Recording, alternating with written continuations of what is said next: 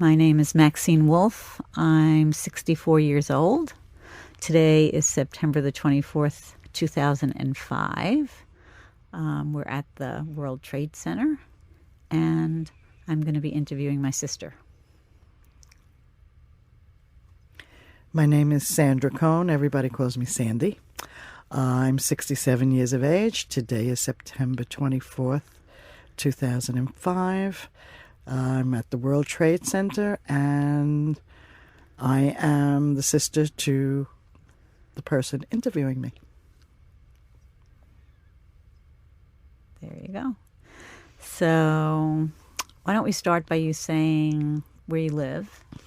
I now live in Bergenfield, New Jersey. And were you living there on September 11th? Yes, I was.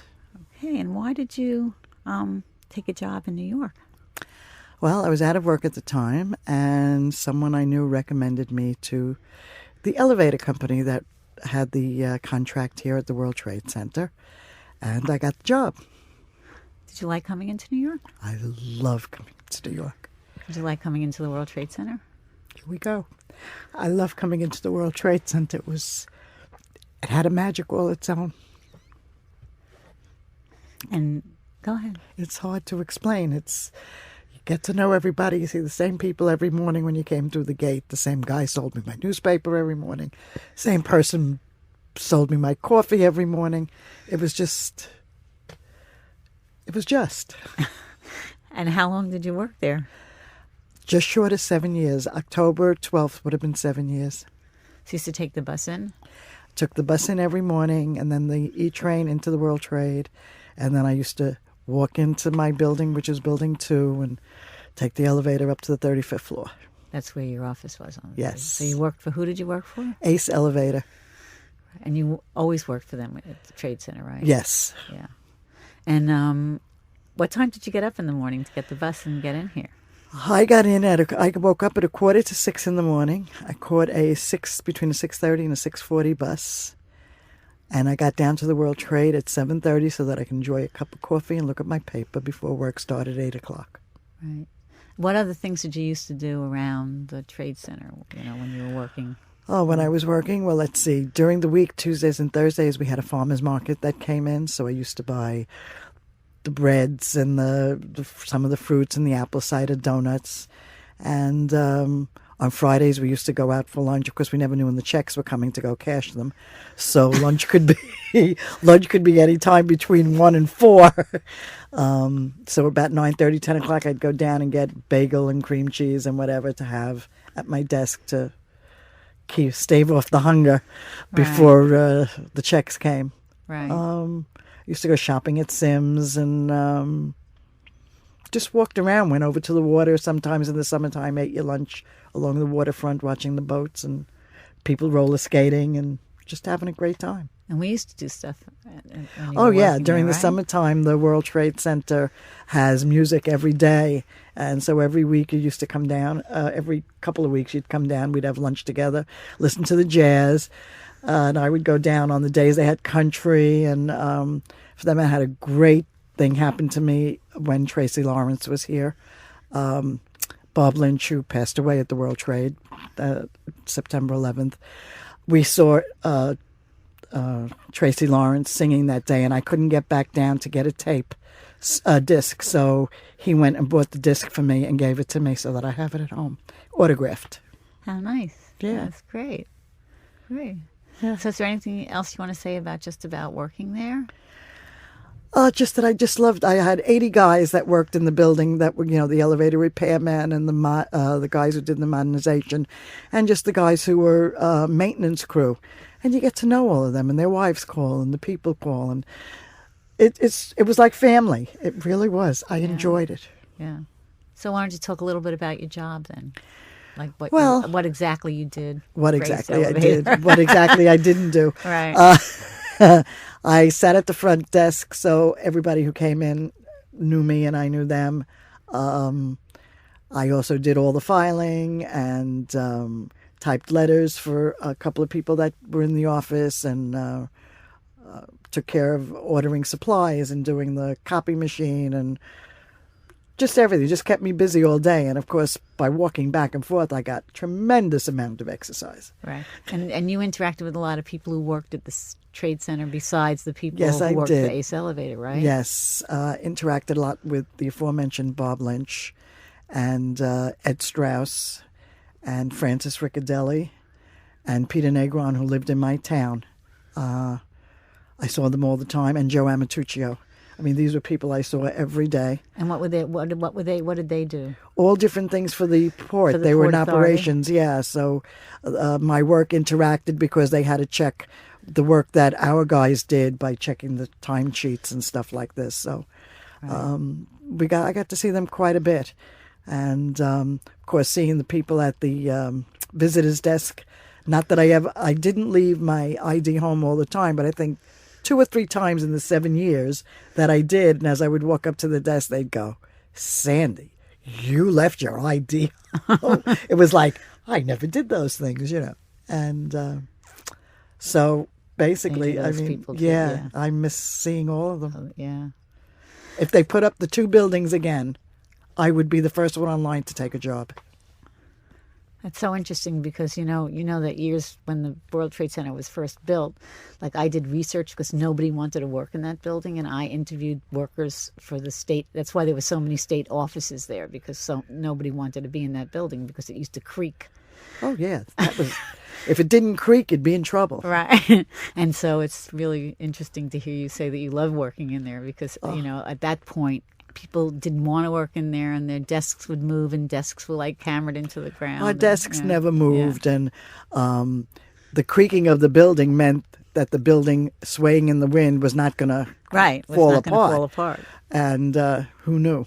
Right. And to me, I loved it. Yeah. You know, the wind would whip around the building, and I'd hear the creaking, and a couple of people would say, "I don't want to hear that." And I'd say, "You're safe if that's happening. It's okay." Right. Right. So why don't we talk about September 11th? Like, what was that day like when you started out? Like, when did you leave it was the my home? usual. Yeah. It was my usual Monday. I got to the building about 7:30, and had my coffee. Started doing my work, and I had just gotten up from my desk, and we felt this vibration because we didn't know what it was, and I looked out the window and I could see what I didn't know was debris flying in the air. And my boss said, "I don't know what this is." He said, "But you know what? Let's get out." And as he was saying that, Ed Strauss opened our door and said, "Evacuate." He was from the world. He worked for the Port Authority. So we all took an elevator, number 50 service elevator, which, as far as I can remember, has never been on our floor at 8:45 in the morning. The bosses took the regular elevators. We jumped, Rachel was working with me, jumped on the number 50 elevator. And as the man was getting ready to close, one woman said, "I guess there's not enough room for me." And Rachel grabbed her and said, "There's always room for one more," and pulled her on. We got downstairs, and I was going to make a right turn and go out on Liberty. But Rachel, for some reason, ran into the building. And I didn't run. It felt like somebody had their hands on either side of my shoulder, guiding me where to go and how to go. And Rachel disappeared, but I went out through Building 4 up the escalator, and I walked across the street past Century 21. And somebody said that there was a bomb in the building, and I said, "Don't say that." I said, "You don't know for sure what happened." And then they said, "Oh, somebody said it was an airplane." And I said, "Well, we'll see, And I walked up to Broadway to call my daughter to let her know, because I figured this was going to be something that she was going to hear on the radio or whatever, to let her know that I was okay. Not bothering to say I was out of the building. I just said, "It's me. I'm just calling. Call your brother, your sister, let them know I'm okay." And she said, "Okay, fine." And I left it at that. And as I hung up and turned around, I watched the second plane hit my building, Building 2. And debris started to fall, and I jumped into a building, and I said, "I'm out of here." And I walked over toward City Hall to go on the subway, and one of the elevator guys saw me, and he walked me over there to make sure that I got there okay. He turned around and went back to be with our guys. And I got on the train and went to Grand Central and took the shuttle over to the Port Authority and got online. I still didn't know what had happened. And I don't remember thinking anything bad, just that I wanted to be out of there. And then they closed the Port Authority and we had to leave. And so as I started to leave and got down to the main floor, I ran into one of the gentlemen that I ride in with every morning. And he said to me, "Where are you going?" And I said, "They just closed the building." And so he said, "What are we going to do?" I said, "I don't know." I said, "But I'm going to hang out with you. Let's go see what we can do." And we walked up 8th Avenue, found a place to have some iced tea and whatever. And we decided, let's go over to the ferries. And we were lucky we got there before it was too huge a crowd. And we got online and got on the ferry. And as we were going across and we looked up and the buildings were gone. The ferries took us over to New Jersey, where there were buses that took us over to the Meadowlands. And either a relative of his or a friend of his came down and picked us up. And I was home by 3 p.m. with a million phone calls from people that I'd never expected to hear from, besides my family and besides my close friends. My gym called. My bowling team called. My hairdressers called. A friend of my son's who didn't realize that One Penn Plaza and the World Trade Center were two different places out in Arizona called. It was like everybody knew that I worked there, and I just called everybody to let them know. And of course, my sisters were the first ones that I called, and my children. Thank God, I was home, safe. But a harrowing experience, and I still cry, and it still hits home. But I miss working down here. So, I'm going to go back to a few things so I remember that when you told me first, you said that the guy that you worked for, that he had been in that building for 1993, and that you thought that that's why he said, "Get out right now," like that he didn't even wait a minute. Yeah, he wasn't there for the bombing. Some of the guys that worked there, he knew about the bomb that had been in 1993. So that's why he said, "Out. You can always come back." And we were the type of people that we would have hung around until it was all clear to come back if it was just something, that didn't affect us. But again, I sent him a big thank you card to say thank you for getting us out. Right. And what happened with Rachel? Rachel got on a bus. She wasn't going on a subway. She was petrified. She was petrified as it is because at one time while we were working in Building 4 before they moved us to Building 2, she had seen the police had a muster of some sort right outside our windows, and she had seen the bomb squad truck. There was no bomb, but they were there as part of the police, and she ran home that day, so she was petrified. So when that happened, she just wanted to get out of there. I spoke to her later on. She never came down to the piers or anything to get any help. No. She was afraid to come back in the city. Unreal. Well, it's really amazing that you called Sheila, your daughter, and told her because... No, it was Leanne. Leanne, rather. And then we kept calling around to see who, and we got Sheila who told us. Yeah. But how do you explain that you had the presence of mind to make a phone call at that moment? I cannot tell you what made me walk up to that phone and make a phone call. As I said, all I knew was I felt like somebody was directing me where to go and what to do, and I just followed the instinct. I for the life of me, I cannot tell you. But all I know is whatever it was, it saved my life. And it pushed me in the right direction to let somebody know I was okay. And to get out of the building. I cannot tell you. Yeah.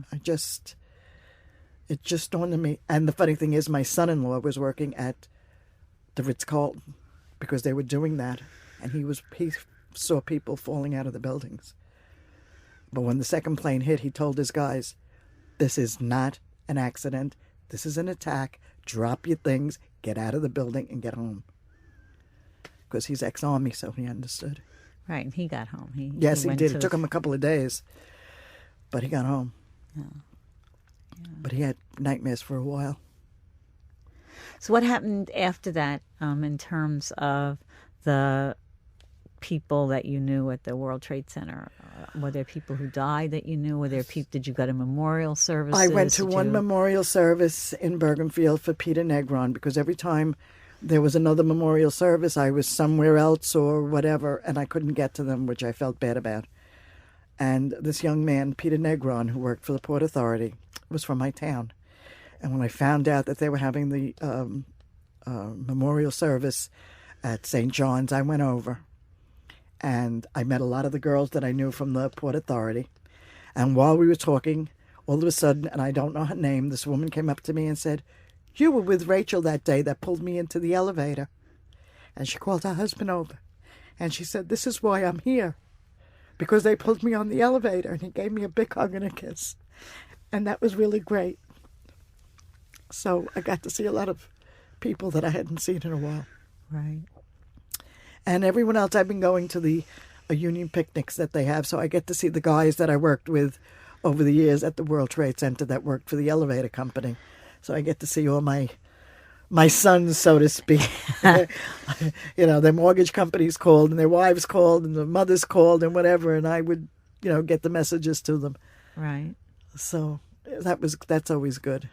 Oh, that's and I great. try and keep in touch, but they don't keep in touch. Typical men, you know, they don't pick up a telephone. And What can we that's, say? yeah. What about afterwards in terms of getting help? Okay. Thankfully to you, you knew, you pushed at me, because I probably would not have done anything. No, you kept telling me you were fine and you would be fine, Fine. and everything would be Be fine, fine. even though you had Right. no job and no means of support. Right? Just my unemployment. Right. And so we went down to, was it Pier 52 or 54, something yeah. like that. And Safe Horizons gave me 2 weeks of severance pay, and what I may have lost in pictures and whatever, they gave me $100, like an insurance, Right. you know, for what I lost to replace, which, thank God, there were no lives involved, so it, you know, I didn't have to worry about that. And then the Red Cross and Salvation Army helped me pay my bills that would due within the next couple of days or weeks, so that I had that money going. And then after that, at Christmas time, I think Safe Horizons sent out another big check to everyone, and I received that. So that helped me through the trying times. And That New Jersey builders. under the Builders Association, yeah, they were excellent to me. They gave me also a check for about $2,500, which I thanked them on the computer and whatever. They were so good to me. And then United Way. United Way, which is also part of the United Jewish Appeals and whatever. They helped me with some future bills. They gave me about $2,000. So, actually speaking, that took pretty good care of me. The only one that didn't take care of me was FEMA. They wanted an eviction notice. I had just paid my September rent, so there wasn't going to be an eviction notice. And I was supposed to get someone, my sister Maxine, the one who's interviewing me, also told me to try Senator Corazine, which I did. And they said, "Oh, don't worry about it. Just send it in and they'll take care of you." Well, they didn't take care of me, but that's okay. I did all right without them. And I managed to get through. I got a job around November with my doctor's office, which only lasted until April. And then it wasn't my type of job. And so then I went and got a job at a great place that is no longer in business, as the elevator company at the World Trade Center is no longer in business. And I was there for about a year. And they went out of business, so I am now employed at an import-export company in Englewood, New Jersey. And that's about it. I'm making ends meet. But, you know, afterwards you really have never earned the same amount of money, right? Oh, no, not at all. I was earning approximately here at the World Trade $32,500 at that time. And have never been able to get that kind of money again. Right. Yeah. So now I just make ends meet. Well, I remember when we went to the pier, what an amazing place it was because people were so supportive, and it was such an incredibly pleasant atmosphere given the situation, Right, like right, with all the food. And right. didn't you think that was pretty amazing? It was amazing that not only that they took good care of us, but they were gentle about it. They were caring about it. It wasn't, you can't do this or you can't have that. It was, this is what we can do for you, never what we couldn't do for you. It was on the positive side. The glass was always half full instead of half empty. And I think that's what amazed me more than anything else. Yeah. And I think what amazed me was that, like I kept thinking, if only all social service agencies were like this and actually understood that people didn't bring their situation upon them, but it sort of happened to them and they needed help. Right. And they actually treated you decently, which is not usually the case. Yeah. No, this was absolutely fantastic. You loved the food, right? Yes. Remember the food was like really good? Yes, we ate well. Yeah. And we got to meet, who was the gentleman we met? Arnold Schwarzenegger. Right. Came through the day we were there. And we got to meet him and shook our hands and said hello, and it was very pleasant. It was a good experience out of a bad situation. Yeah. So is there anything else you want to talk about? Nothing much, really. I don't know what we haven't talked about. I can't think of anything. I just want to say, that I'm so happy that you're still here. I'm happy to be here. And I thought it was great that you called because we were panicked. Yeah. My daughter saw the buildings being hit because she was working down there, and she called me up, and I had just gotten out of the shower, and probably the only time in my whole life I was not listening to the radio in the morning. And asked me what building you were in, and told me that one of the towers had been hit, and she was saying that they thought it was an accident, and I just said, Karen, planes go up and down that river all the time, and they never hit a building. And then the second one got hit, but then we got on the phone, and we were so lucky that before the phone lines were jammed, that we actually got through. And the funny thing being is that I never thought when this happened to even think of going to you in Brooklyn or to Karen's. All I wanted to do was get to my apartment and be in my place. Right, because the reason I called Sheila was to say that if you called and if you were out of the building, that she should tell you to just walk over the Brooklyn Bridge and call me, and I would meet you and you could come to my house. And the next thing I knew, she said, no, don't worry, she's back in New Jersey. And I went, oh my God, how did she do that? And I just wanted to be around my things with where I belonged at that time. It just completely went out of my head that I had family that close. Why, I don't know. But again, something was just moving. Something triggered me to do that. And whatever it was, it worked.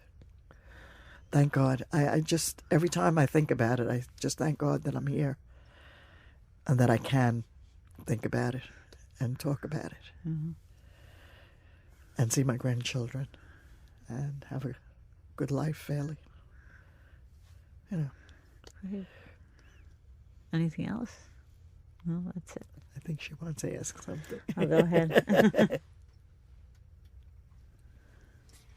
Do you feel your life has changed other than just jobs?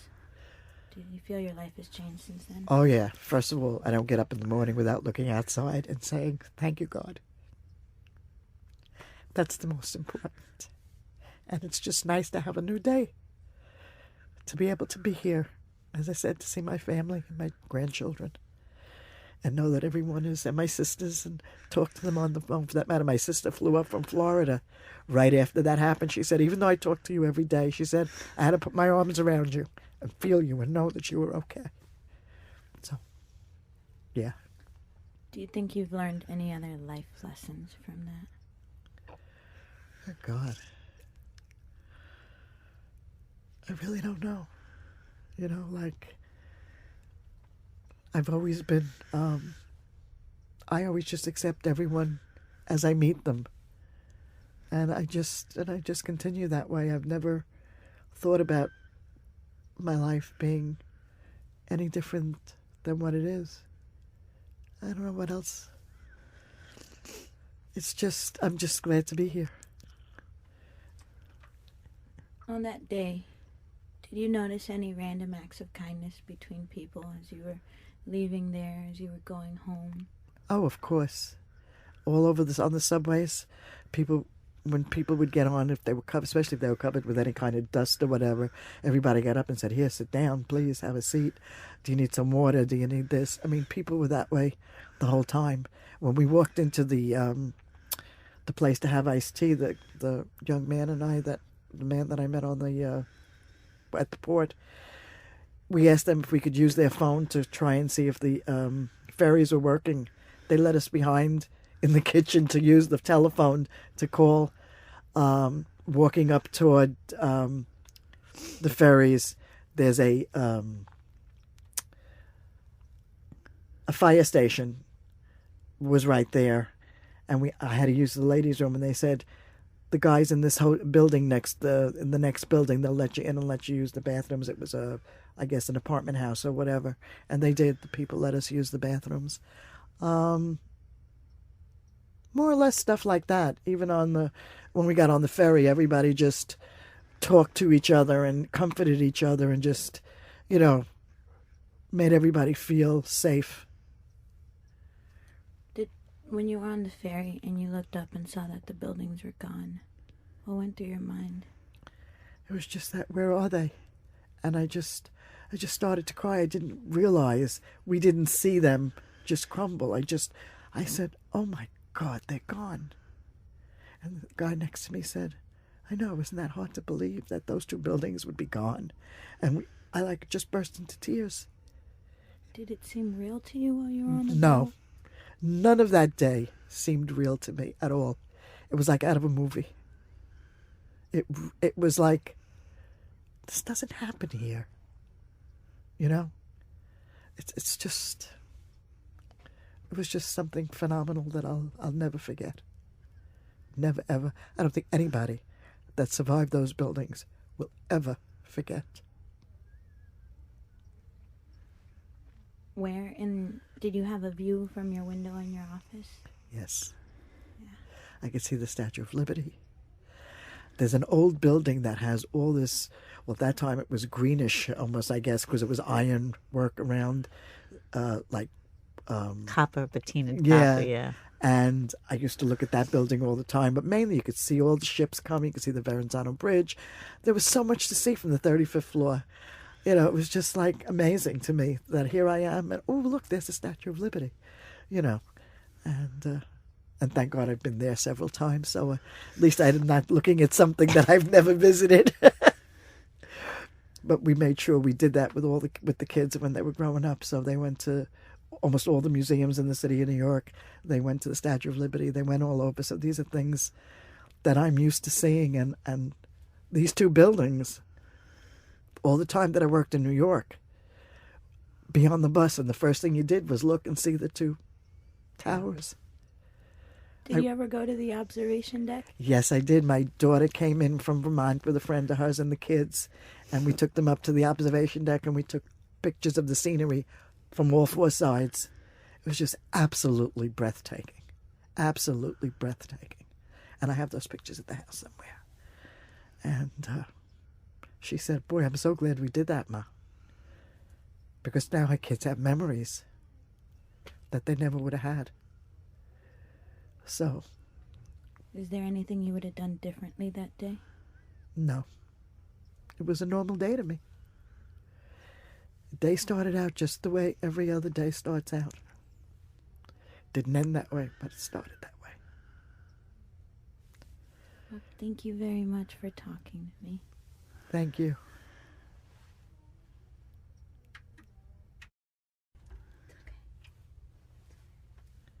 So one of the things I forgot to ask you about was about when you got stuff back, and did it come in the mail or what? I got a phone call. And when was it, too? I don't remember exactly when. I got a phone call that they found my ID in the rubble. Had my name on it, my picture and whatever. And I said, but I have my ID. Because I had this ID was from when I first started. And for some reason, it survived. Where was it? Do you have any They idea? found it in the rubble. No, but I mean, in the trade center, was it in your office or? No, it was down in the ID department. Oh, You my know, you have to goodness. turn them in, and you would get new ones when they changed the way you had to come in and show ID. And those were just picture IDs that you had to wear when you walked in, and then they changed with the turnstile IDs, where you just put the pictures down on the turnstile, and that clicked in. And that I have at home with my keys, mind you, to the ladies' room for the 35th floor. Right. Okay. And so I said, do I have to come down? Can you mail them to me? And so they mailed them to me. And that's how I realized when I opened it up exactly what it was. And so I have both IDs from when I first started and the day I ended. It's pretty amazing, huh? Yes, it is that would survive. I was wondering if there was an office where you could go and look and see if there was stuff that survived that you might, because I had pictures of the kids on my desk, you know, that kind of stuff. And the sweater I know didn't make it, but but I figured the pictures were in a plastic thing. If this lasted, maybe the other one lasted. But I don't know where to go. So, and that didn't have my name on it. All right. Okay.